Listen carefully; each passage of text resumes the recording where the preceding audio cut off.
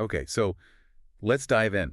If you're just graduating college, stepping out now, it's a wild time. You look around and see all this AI stuff, and maybe you're thinking, uh-oh, did I miss the boat in school? Am I starting from behind? It's a lot. Oh, absolutely. That feeling is super common right now. The whole world of work is shifting, that standard career path.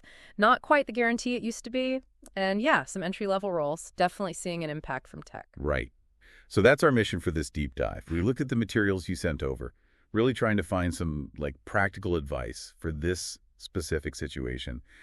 How do you deal with this? How do you actually use AI, get ready for the job search, and maybe most importantly, what kind of mindset helps you succeed right now? And a big piece of that is just understanding AI itself, basically. Yeah. It's not some far-off thing anymore. It's here. Yeah. And the speed it's being adopted is just, whoa. Think about ChatGPT. 1 million users in, 5 days? 100 million in 2 months. That's insane. It is. Compare that to Netflix or Instagram.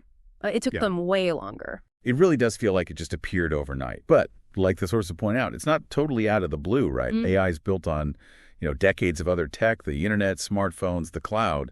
It's accelerating because of that foundation. Exactly. And what's really interesting is how these sources suggest you should think about it, not as this scary job stealer, but more like a tool, a powerful one. They even call it an ally. An ally.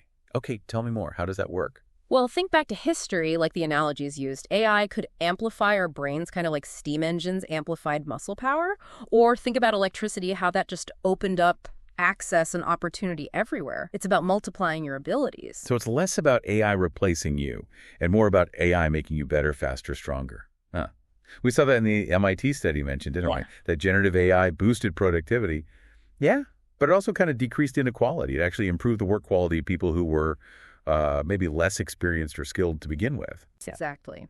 Which is huge. It suggests AI might actually lower some barriers. It could help you tackle tasks that used to need, years of practice. So learning to work with AI doesn't just make you more valuable. It could open up whole new doors for what you can actually do. Okay, so AI is the tool. Yeah. But the sources kept coming back to your internal approach, your mindset.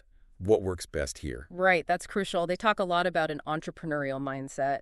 And that's not just for people starting businesses. It's more about how you face problems, seeing them as chances, not just walls. You need that grit, that tenacity, like the Canva founder pitching over 100 times, or Airbnb guys starting with just air mattresses. It's believing you can make things happen, that you have agency. And that connects to the growth mindset idea too, right? Yeah. Believing you can learn, you can get better. Setbacks aren't the end of the world. They're just data points. You learn and move on. You need that learning agility they mentioned, being able to learn fast, dump old ways, and learn new stuff constantly. Totally. And to make AI your ally, you need to get comfortable with it.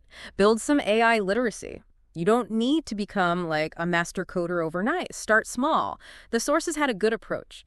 First, just figure out what you already know about AI. Be honest. Second, what do you want it to help you with? What problems could it solve for you? Then make a little plan. Focus on the basics first. And what are those basics? What does that beginner level actually involve? Things like just understanding the core ideas of AI, getting a handle on data literacy, basically, how data fuels AI, and then playing with the tools. Things like prompt engineering, just learning how to ask the AI good questions to get useful answers. And there are tons of resources out there. LinkedIn Learning, Microsoft Learn, places like that were mentioned. Very accessible. Okay, learn the tech. Got it. But the sources also stressed focusing on what makes us human. What skills are we talking about there? Yeah, this is key. These are the skills AI, well, frankly, isn't very good at yet. Yeah.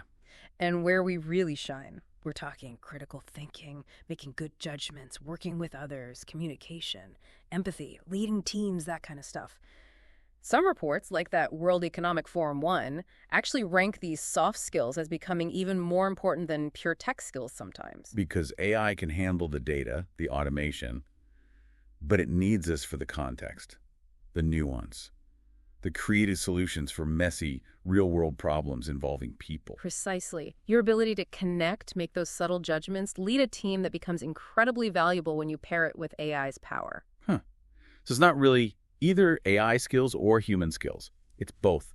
Learning the AI tools and leveling up your uniquely human abilities. That makes you that human-machine team they talked about. That's how you boost your own value no matter if you feel like you're starting behind. It really comes down to being adaptable, staying curious, and just taking charge of your own learning, being proactive. Okay, so let's recap the big takeaways. First, don't fear AI. See it as an ally, something to learn and work with.